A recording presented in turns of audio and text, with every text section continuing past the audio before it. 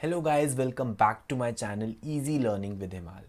So this video is for class 10 students और मैं आपको समरी करवाने वाला हूँ आपके चैप्टर ग्लिम्पसेस ऑफ इंडिया की। जो ग्लिम्पसेस ऑफ इंडिया चैप्टर है बेसिकली उसके 3 पार्ट्स हैं, तो हम तीनों पार्ट्स की शॉर्ट समरी करेंगे जिससे आपको ओवरऑल पूरा का पूरा चैप्टर क्लियर हो जाएगा। So we will discuss baker from Goa, Coorg and tea from Assam. Okay, so मैं आपको तीनों पार्ट्स की समरी बताऊंगा और सारी इंपॉर्टेंट चीज़ें आपको बता दूंगा चैप्टर से रिलेटेड जो आपको हेल्प करेगी बोर्ड एग्जाम्स के लिए। Okay guys, so we have 3 parts. So basically this chapter includes 3 stories. Okay, so the first one is a baker from Goa, which is written by Lucio Rodrigues. This story is about a baker and it relates to the old Portuguese days. So basically Goa में जो है Portuguese culture था पहले, ठीक है, वही culture अब continue हुआ है। तो ये स्टोरी बेसिकली एक बेकर के बारे में है और उस पोर्टुगीज कल्चर को हाईलाइट करती है। जो सेकंड स्टोरी है वो कूर्ग है, that is written by Indian writer Lokesh Abrol. So it is story about Coorg which is basically a place in Karnataka. So इस स्टोरी में ऑथर ने डिस्क्राइब किया कूर्ग का weather, environment, people, wild life and landscape of the Coorg in the story. और जो आपका last part है guys, that is tea from Assam, which is also written by your Indian writer Arup Kumar Dutta. So this story is about two friends, दो दोस्तों के बारे में story है, which is exploring the tea gardens of Assam and they are also learning the legends behind it. Okay, so will discuss all the 3 one by one. Start करेंगे baker from Goa से, then we'll move to Coorg and then we will do tea from Assam. Okay guys, so before that I would like to ask you a very simple question कि जब भी आप maths और science के questions कर रहे होते हो, बहुत बार ऐसा होता है कि आपको कोई डाउट आ जाता है और आपकी जो पढ़ाई है वो बीच में ही रुक जाती है। आज मैं आपको एक फ्री फीचर के बारे में बताने वाला हूँ। आप अनअकैडमी आस्क अ डाउट पे अनलिमिटेड डाउट पूछ सकते हो और ये जो फीचर है 24/7 लाइव है, ठीक है। बहुत इजीली आप डाउट्स पूछ सकते हो मैथ्स और साइंस के और आपको इसके वीडियो सोल्यूशन मिलता है with in few minutes. Okay, जब भी आपको ये फीचर यूज़ करना है तो आपको सिर्फ ये अनलॉक कोड चाहिए होगा। अगर आप फर्स्ट टाइम अनअकैडमी पे आ रहे हो और आप ask a doubt feature use कर रहे हो, so you require an unlock code और मेरा अनलॉक कोड है HS19। ओके, लिंक्स नीचे डिस्क्रिप्शन बॉक्स में है, ठीक है। अगर आप ग्रेड 6 से ग्रेड 12 के बीच में हो तो आप अपना ग्रेड सेलेक्ट करके फीचर यूज़ कर सकते हो और मैं आपको एक शॉर्ट डेमो करके बता देता हूँ कि आपको कैसे ये फीचर यूज़ करना है। गाइस देखिए, सबसे पहले हम अनअकैडमी लर्निंग ऐप खोलेंगे। तो अगर आपके पास अनअकैडमी लर्निंग ऐप नहीं है तो प्ले स्टोर से डाउनलोड कर लेना। तो मैं यहाँ पे ओपन कर रहा हूँ अनअकैडमी लर्निंग ऐप। अब आप टॉप लेफ्ट पे देखिए CBSE क्लास 9th लिखा है। तो इसी तरह से जब आप साइन अप करेंगे ऐप पर तो आपको अपना गोल सेलेक्ट करना है। उसके बाद देखिए आपको यहाँ पे जाना है आस्क अ डाउट। ओके, आप आस्क अ डाउट पे जाएंगे। अब सबसे नीचे देखिए यहाँ पे लिखा है सबमिट योर डाउट। मैंने ऑलरेडी पहले भी डाउट पूछा हुआ है, ठीक है। मैं दोबारा से डाउट पूछ रहा हूँ। तो सबमिट योर डाउट में मैं चूज़ करूँगा चूज़ फ्रॉम गैलरी, क्योंकि मैंने ऑलरेडी क्वेश्चन की जो फ़ोटो है, ठीक है, अपनी गैलरी में रखी है। तो अब मैं गैलरी को सिलेक्ट करूँगा और ये वाला क्वेश्चन मैं यहाँ पे सेलेक्ट कर लूँगा। अगर आपकी पूरी असाइनमेंट होगी तो आप उसी को सेलेक्ट कर लेना और उस पर एक क्वेश्चन क्रॉप कर लेना। तो ये हमारा क्वेश्चन है जो मैंने क्रॉप कर लिया है। अब मैं यहाँ पे टिक करूँगा इसको, ठीक है। अब देखिए ये क्वेश्चन मेरा अपलोड हो रहा है। ओके, अब मुझे यहाँ पे सब्जेक्ट चूज़ करना है। तो ये मैंने चूज़ कर लिया साइंस, कि ये जो मेरा सब्जेक्ट है साइंस है, ठीक है। अब देखो ये सोल्यूशन ढूंढ रहा है और देखिए विद इन फ्यू सेकेंड्स इसका सोल्यूशन मिल गया। अब मैं यहाँ क्लिक करूँगा व्यू सोल्यूशन और अब देखिए ये एजुकेटर आ गए, ये हमें वीडियो सोल्यूशन देने वाले हैं। acceleration of 10 meter per second square and a mass m2 and acceleration of 20 meter per second square. What acceleration would it give if both the masses were tied together? Okay, so the question says a force of 5 Newton. तो ये देखिए guys, F is common. मैं थोड़ा इसको forward करके आपको दिखा रहा हूँ। Equal to F by A. The masses, one is 1 by 2 and the other one is 1 by 4. So m1. Okay, guys देखिए आपको कितने जल्दी वीडियो सोल्यूशन मिल गया, ठीक है। तो जब वीडियो सोल्यूशन मिल जाता है तो सारे डाउट्स कितने जल्दी आसानी से क्लियर हो जाते हैं। तो ये फीचर आप भी बहुत इजीली यूज कर सकते हो और अपनी स्टडीज को सुपर डुपर इजी बना सकते हो। स्टार्ट करते हैं a baker from Goa. A baker from Goa is a story that relates to the time when there was Portuguese rule in Goa. तो बेसिकली ये स्टोरी उस टाइम के बारे में है जब गोवा में पोर्टुगीज रूल होता था। The stories of a baker. So baker कौन होता है? जो ब्रेड्स बेक करता है। लिविंग इन गोन विलेज, तो उस विलेज का नाम गोन विलेज था।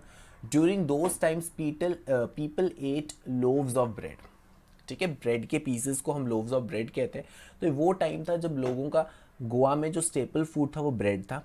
These were made in big furnaces. तो ये जो ब्रेड बेक होती थी बड़ी बड़ी फर्नेसेस में होती थी, जिसको हम हिंदी में भट्टी कहते हैं। द बेकर्स नोन एज पेडर्स, तो बेकर्स को वहाँ पे पेडर्स कहा जाता था, would come to sell these bread in street and would make a jingle sound with the bamboo. So जो बेकर आते थे ये स्ट्रीट्स में आते थे, ठीक है, अपनी ब्रेड सेल करने, और एक जिंगल साउंड करते थे बैम्बू से, जिससे सबको पता चल जाता था कि बेकर आ चुका है। Although nowadays we may not see these loaves, but may sometimes see the furnaces and some bakers carrying on the traditional business of their forefathers. तो आजकल हम नहीं देखते हैं कि हमें ये ब्रेड लोव्स जैसे पहले मिलती थी वो आजकल मिलती हैं गोवा में, ना ही हमें कोई ऐसे बेकर्स दिखते हैं जो ये चीज़ सेल कर रहे होते हैं। बट स्टिल कुछ बेकर्स अभी भी वहाँ पे हैं जो अपने फोर फादर्स का ट्रेडिशनल बिजनेस कैरी कर रहे हैं। The author remembers the coming of baker twice a day during his childhood days. तो ऑथर को अभी भी याद है कि जो बेकर था वो उनके टाइम में 2 बार, मतलब दिन में 2 बार आता था ब्रेड सेल करने। He was authors friend and guide, और वो सिर्फ बेकर ही नहीं था, वो ऑथर का फ्रेंड भी था और एज अ गाइड भी था ऑथर का। The maid servants in author's house would buy loaves of bread which they ate with tea. तो ऑथर के घर में कौन खरीदता था वो ब्रेड? उनके मेड सर्वेंट्स जाके उस बेकर से ब्रेड लेते थे, जो वो चाय के साथ, टी के साथ खाते थे। During those days bread was an important part of any occasion. तो उस वक्त जो ब्रेड थी वो मेन आपका क्यूजीन का पार्ट होता था, एक्सेप्शनली द स्वीट ब्रेड जिसको बोल कहा जाता था। Also the baker had a peculiar dress, मतलब काफ़ी स्ट्रेंज ड्रेस होती थी बेकर की, जिसका नाम था कबाई। It was a single piece frock that would reach up to knees. Baking was profitable business at that time, क्योंकि उस वक्त ब्रेड्स काफ़ी खाई जाती थी, तो इसीलिए जो भी लोग बेकिंग के प्रोफेशन में थे वो काफ़ी ज़्यादा प्रॉफिटेबल बिजनेस था। नेक्स्ट अब हम बात करते हैं कूर्ग की। सो कूर्ग जो स्टोरी है वो लोकेश अब्रोल ने लिखी है। So Coorg is story describe the Coorg, या जिसको कोडागू भी कहते हैं। So what is basically Coorg? It is a smallest district of Karnataka. Karnataka का सबसे छोटा डिस्ट्रिक्ट है, very beautiful place. The author describes Coorg as a heavenly place. इतनी ज़्यादा ब्यूटीफुल प्लेस है कि इसको हेवनली प्लेस कहते हैं। That lies between Mangalore and Mysore. तो ये मैंगलोर और मैसूर के बीच में लाई करती है। It is certainly god's abode as it has evergreen forest. तो ऐसा हेवन बोला जाता है ना, लेकिन गॉड का ही घर है यहाँ पे, ऐसा माना जाता है। और इसकी जो फॉरेस्ट है वो एवरग्रीन फॉरेस्ट है। फिर यहाँ पे स्पाइसेस और कॉफ़ी की प्लांटेशंस हैं, इसलिए कूर्ग को कॉफ़ी कंट्री भी कहते हैं।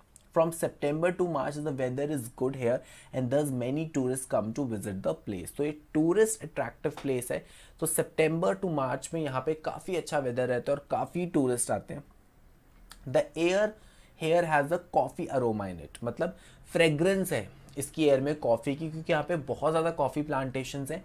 There is a famous story about the Greek or Arabic descent of the Kurg people that a part of Alexander army had to settle here as it was not possible for them to return.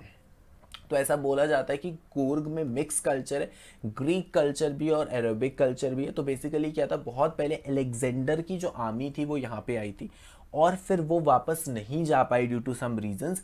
दे दस settled hair, तो वो यहीं पे settled हो गए, married with the locals. तभी देखा जाता है कि जो अरेबिक कल्चर है, ग्रीक कल्चर है, वैसा कल्चर भी थोड़ा सा कूर्ग में देखा जाता है।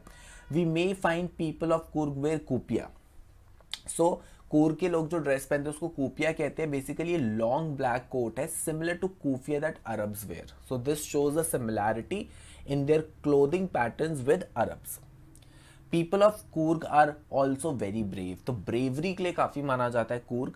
The Coorg regiment of Indian army is one of the most significant regiments. तो वैसे तो आर्मी जो मिलिट्री रेजिमेंट्स होते हैं वो सारे अच्छे होते हैं, बट जो कूर्ग का रेजिमेंट है वो इंडिया का सबसे अच्छा रेजिमेंट है। Also our first army chief. Why इतना ज़्यादा इंपॉर्टेंस क्यों दी गई है कूर्ग के रेजिमेंट को? क्योंकि जो इंडियन आर्मी के फर्स्ट चीफ थे उनका नाम था जनरल करियप्पा, हेल्स फ्रॉम कूर्ग, वो भी कूर्ग से थे। The forests and hills of Coorg provide major source of water to the river Kaveri। ठीक है, तो यहाँ पे रिवर कावेरी है। ऑल्सो महासीर, महासीर क्या है? कूर्ग की the largest fresh water fish is found in these waters. तो वर्ल्ड की जो लार्जेस्ट फ्रेश वाटर फिश है वो महासीर है, जो कूर्ग में मिलती है, from the top of Brahmagiri hills. तो यहाँ पे हिल्स है ब्रह्मागिरी, जहाँ से हम पूरा कंप्लीट व्यू देख सकते हैं कूर्ग का। Also Buddhist monks lives in Bylakuppe in the island of Nisargadhama near Coorg. So basically Buddhist monks भी यहाँ पे रहते हैं, ठीक है, एक आइलैंड में जिसका नाम है निजार धामा, और वो कूर्ग के पास है। नेक्स्ट हमारा जो लास्ट पार्ट आता है guys, that is tea from Assam. So the lesson is about two friends Pranjal and Rajvir. तो ये लेसन है ये दो दोस्तों के बारे में, एक प्रांजल है एक राजवीर है, ठीक है। They are travelling to Pranjal's home town Assam for summer vacation. So basically क्या है, दोनों फ्रेंड्स हैं और प्रांजल का ऑलरेडी असम होम टाउन है, तो ये दोनों प्रांजल के होम टाउन को विजिट कर रहे हैं। Assam is known as a tea country. So you might be aware कि असम में वर्ल्ड की लार्जेस्ट जो है हमारी टी प्लांटेशन है, तो इसलिए इसको टी कंट्री भी वो कहते हैं। It has a largest concentration of plantations in the world. During their journey, they discuss about various legends that are known to have discovered tea. तो जब इनकी जर्नी हो रही होती है, काफ़ी डिस्कस करते हैं कि कैसे कैसे जो टी थी वो डिस्कवर हुई थी। The story tells us about the popularity of tea as a beverage. तो इस स्टोरी में हमें पता चलता है कि कितनी ज़्यादा जो टी की पॉपुलैरिटी है, स्पेशली इंडिया में अगर आप देखोगे चाय की पॉपुलैरिटी बहुत ज़्यादा है। The story revolves around the infamous beverage tea, telling us more about its history and discovery. It begins from a scene where two friends Pranjal and Rajveer are set to go to Assam, which is Pranjal's hometown, when a tea vendor asks them if they would like to have some freshly made tea. तो train में travel कर रहे होते हैं, जब वहाँ पे T vendor आता है और उनसे पूछता है कि क्या तुम फ्रेशली मेड टी पियोगे। दे बाय 2 कप्स और वो 2 कप लेते हैं, joining almost every other person in the compartment. और उनकी ट्रेन के कंपार्टमेंट में हर कोई इंसान they are having tea. From there the journey begins and Pranjal starts reading his detective book while Rajvir decides to enjoy the scenic beauty. क्योंकि Pranjal already Assam का होता है, तो उसके लिए वो चीज़ें बहुत ज़्यादा कॉमन होती हैं, बट राजवीर काफ़ी ज़्यादा एक्साइटेड होता है असम आने के लिए। तो प्रांजल तो अपनी डिटेक्टिव बुक पढ़ रहा होता है, वेयर राजवीर बाहर की सीनिक ब्यूटी एंजॉय कर रहा होता है। There were soft green paddy fields followed by tea bushes. Rajveer is very excited on seeing such large plantations of tea. तो राजवीर तो काफ़ी excited हो रहा है plantations देख के, but Pranjal is unable to match the same level because he was born and brought up in Assam. उसके लिए बहुत common सी चीज़ है, तो Pranjal is not excited. Rajveer is very excited, famously known as the tea country. Visiting here for the first time, Rajveer did a lot of study about how tea was discovered, and it dates back to 2700 before Christ. तो राजवीर काफ़ी discovery करके आया है, काफ़ी study करके आया है कि टी कैसे डिस्कवर हुई थी, कब डिस्कवर हुई थी। According to what he read, it was first consume in China, कि पहली बार टी चाइना में कंज्यूम की गई थी। Reach Europe in 16th century, China के बाद इस 16th सेंचुरी में यूरोप में पहुंची, where it was mostly popular for its medicinal properties. तो बेसिकली यूरोप में टी को किस तरह यूज किया जाता था, as a medicine. There were numerous stories as how it was discovered. तो काफ़ी स्टोरीज है कि चाय कैसे डिस्कवर हुई थी। One about a Chinese emperor, एक स्टोरी चाइनीज एम्पर के बारे में, and other about a Buddhist monk. तो चाइनीज एम्पर के बारे में भी स्टोरी है, बुद्धिस्ट मॉन्क के बारे में भी स्टोरी है, बट अभी भी ये नहीं पता चला है कि एक्चुअल में जो फर्स्ट टाइम जहाँ से चाय ओरिजिनेट हुई थी, टी ओरिजिनेट हुई थी, उसका नहीं पता है। But we have some stories कि हमें लगता है कि हाँ यहाँ से डिस्कवरी हुई थी। The former like the taste of it, मतलब जो बुद्धिस्ट मॉन्क था उसको इसका टेस्ट पसंद आया, while the latter use it to get rid of sleep. और जो चाइनीज एम्पर थे उन्होंने इसको क्यों यूज़ किया था, अपनी स्लीप भगाने के लिए। तो जनरली होता है ना, जब हम चाय पीते हैं तो हमारी नींद भाग जाती है, तो सिमिलरली उन्होंने भी इसी तरह से इसको यूज़ किया। As they were having this discussion, they reached their destination where Pranjal's parents had come to receive them and take them to their tea garden. तो जब उनकी डिस्कशन कंटिन्यू थी तो ट्रेन पहुंच गई असम, प्रांजल के पेरेंट्स उन दोनों को लेने आए और उसके बाद वो उनको सीधा अपने टी गार्डन पे ले गए। On their way, they passed a cattle bridge and gave way to truck filled with tea leaves, which drew their attention to the fact that it was a second sprouting season. तो वो देखते हैं एक truck होता है जिसमें काफ़ी tea leaves भरी होती है और पता चलता है सेकंड स्प्राउटिंग सीजन है। तो बेसिकली क्या होता है, टी के भी 2 सीजन्स होते हैं। फर्स्ट स्प्राउटिंग सीजन जिसमें जो टी प्रोड्यूस होती है वो बड़ी लाइट फ्लेवर्ड टी होती है, और जो सेकंड स्प्राउटिंग सीजन वाली टी होती है वो काफ़ी ज़्यादा स्ट्रॉन्ग फ्लेवर टी होती है। Rajveer indeed did a lot of study before coming which impressed Pranjal's father and he intended to learn a lot more. तो प्रांजल के फादर काफ़ी इंप्रेस्ड हो जाते हैं राजवीर से कि वो कितनी ज़्यादा स्टडी करके आए, ठीक है, और उसके बाद वो और इसके बारे में जानने की कोशिश करते हैं. So that was all about your chapter guys, tea from Assam. सो अगर आपको तीनों चैप्टर की ब्रीफ समरी अच्छे से समझ आ गई तो वीडियो को लाइक कर दो, कमेंट कर दो, शेयर कर दो. एंड गाइज अगर आपने अभी तक मेरा चैनल सब्सक्राइब नहीं किया है तो please subscribe my channel easy learning with हिमाल और ये बेल आइकन भी प्रेस कर देना. एंड गाइज मैं संडे को अनअकैडमी पे एक फ्री क्लास ले रहा हूँ जिसमें मैं आपके साथ स्ट्रैटेजी डिस्कस करूँगा कि कैसे इंग्लिश का एग्ज़ाम एफिशिएंटली देना है. सो उसका लिंक डिस्क्रिप्शन बॉक्स में है गाइज, उसको क्लिक करके एनरोल कर देना. और आप मुझे सोशल मीडिया पे भी फॉलो कर सकते हो, यहाँ पे आप मुझसे डाउट पूछ सकते हो. Telegram, Instagram, email ID as well as my Facebook, सबके लिंक्स डिस्क्रिप्शन बॉक्स में है. So thank you guys, have a nice day. जल्दी से मिलते हैं एक न्यू वीडियो के साथ.